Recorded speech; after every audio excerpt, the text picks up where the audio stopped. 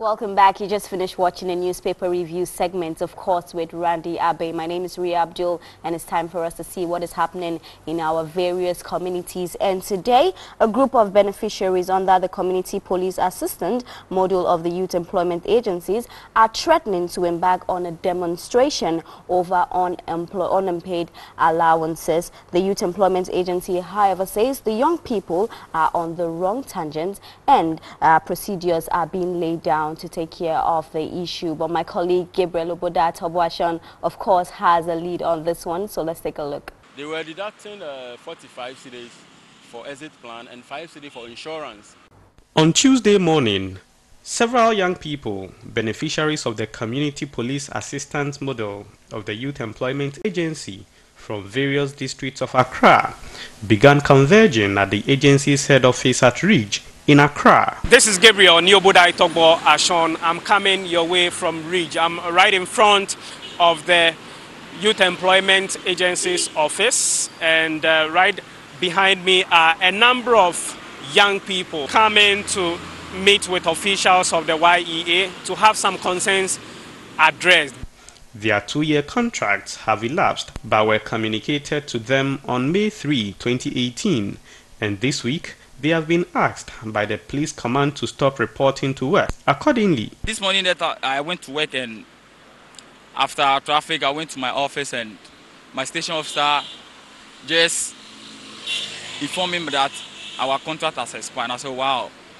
But formally I had a text message that was on 3rd May that my contract has terminated. And I said, oh, I don't understand. Because my appointment letter will expire on 15th July. So the message came on 3rd May that my appointment has terminated, which I don't understand. We are working according to our appointment letters. So how can that happen? But these youngsters are aggrieved. So what do they think is going to happen to us? Are we going to join some bad groups? Are we going to become useless in our community? Are we going to be homeless? Are we going to start something different in our community? They should just stick to us and give us a way through, because we are youth. We are not coming. We don't know how we are going to manage our lives from now. Even we are going home with empty pockets. They, among other things, allege that months of allowance arrears and exit packages have not been paid and are just being left to their fate, instead of earlier promises to recruit some of them into the security services. Come on, our arrears is not coming. Our exit fund, we just came for it. They are just giving us stories. We should go and come. I don't know whether what they are saying is true. They were deducting 45 cedis for exit plan and 5 cedis for insurance. Master, you have a demonstration. Me nante sa wa mo office ho. Me ba rich o mo se me ko osu. Me ko osu mo se me ko labone. Me ko labone mo se me ko hu command don throw letter. Ono throw letter mama de command mo. Me the letter no call last month up to na slow. Mama that o mo tua ba kokora mama ya. Me sika na ahia to mo tua mama na me ko why. 2017, from January to December, the Youth Employment Agency are owing me for 7 months. In a swift response, Director of Corporate Affairs of the Youth Employment Agency, Kwesi Efriye, refused the allegations, stressing that laid-down procedures are being followed to settle deserving beneficiaries. There are laid-down procedures. We have explained to them that it's a pool fund, something that's invested with a fund manager who actually does the investment for 2 years. A pool fund, you cannot just go into it and be able to pull out any of the funds. It will attract a penalty. So we have thrown it back to them.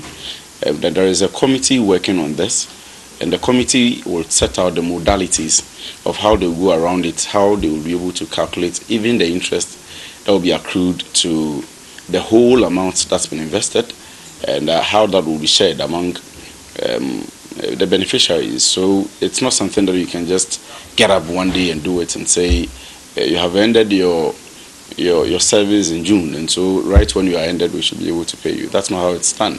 It has to be done within the presence of the law. We are working under the Constitution of Ghana, and so everything has to be done legally. And so as it is done in the financial services sector, there is a finance committee that's been set up to look at this issue.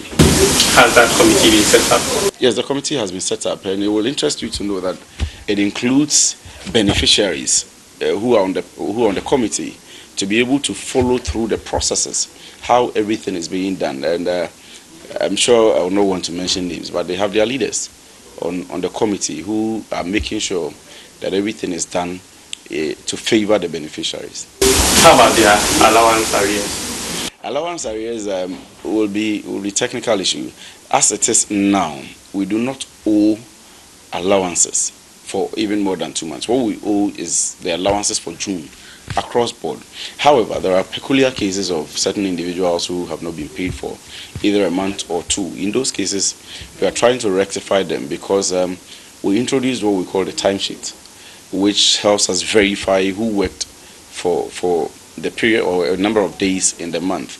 You are supposed to submit the timesheet to your district office for it to be forwarded to the headquarters, so that the beneficiary management unit will be able to verify for your payment. If you haven't done that, then it will be difficult for the agency to pay you. There are some whose contract duration hasn't elapsed, yet they receive message terminating their contract. Per our records, if we send you a message that your contract has elapsed, then it has elapsed. I spoke with one whose contract is scheduled to end in July, yet he got the message 3rd May. Okay, so what we have is we have them in modules. For example, the Community Protection Assistance, which is the CPAs, their module is supposed to end on the 3rd of May. However, for lack of space in the training schools by the Ghana Police Service, which is supposed to train them, some of them became backlogs. And so, for example, if you're employing 10,000, you could train maybe 9,000 at a time, and 1,000 would be a backlog. They are supposed to be part of the major batch that is exiting on the 3rd of May. But we put out an information that, however, if you received a letter contrary to what we have, then you report to your district office for it to be forwarded to us, and then you can box on with your work. So I'm not sure we have received anything of that sort. If anybody has anything like that, the person can go to our district office. We'll get to see it, and then we can work with it. What are timelines to work on the exit plan? So we have. There is a committee, that's a technical committee, so I may not be able to comment on that now because the processes are quite cumbersome. You can't just get up and say within 1 month or 2 months, I'm going to be able to pay you. But however, we are working on it, and we can assure beneficiaries that as they have known of this administration, we'll keep to our promise. We'll make sure they are paid as soon as possible. With the beneficiaries, let us take those under the community police assistance, for instance. Why not focusing on those who are just hesitating and then get some of them employed into the service? We have introduced, again, what we call the exit package, where we look at not necessarily enrolling you into the service, but what exactly can we do for you as a beneficiary who has gone through the Youth Employment Agency system. And so quite recently we did for the community health workers, where we are putting in processes and modalities for those people who want to continue or further the education, to be able to further the education. Those people who have to get enrolled or get further training, practical training, where the Ghana Health Service will get that opportunity to do so. And so we are in massive talks with the Ghana Health Service to help those people after they have exited. Now talk about the CPP, as you ask me. We are in talks with the Ghana Police Service, but of course they are an institution on their own. We cannot be able to dictate for them, but we can advise based on your performance. So if you look at some of the notices that we have put out, we have said that we will evaluate your performance. Of course, you will agree with me that there are some of them who would go on location and will not be working, who will go on location and will be putting up all kinds of attitudes and all of that. But those who worked assiduously, those who put themselves to the work, we are looking at them, we are evaluating them, and we'll have recommendations to the Ghana Police Service.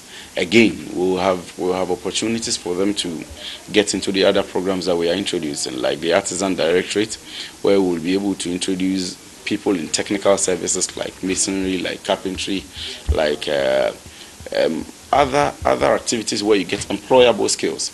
Then we can be able to set you up. So we are instituting measures for everybody, so that you don't just move out of the system, but you transit into employable skills, get set up, and then be able to make means for yourself and even employ people. We are working assiduously to make sure beneficiaries are satisfied. And that's our hallmark. Our hallmark is to make sure we create employment for the people, facilitate employment with the private sector for the people of Ghana, and we are doing just that. He, however, acknowledges some exceptional cases which he encouraged affected beneficiaries to report to the appropriate quarters to have them addressed. From Accra, this is Gabriel Ni Obudai Togwa Ashon reporting for Metro News.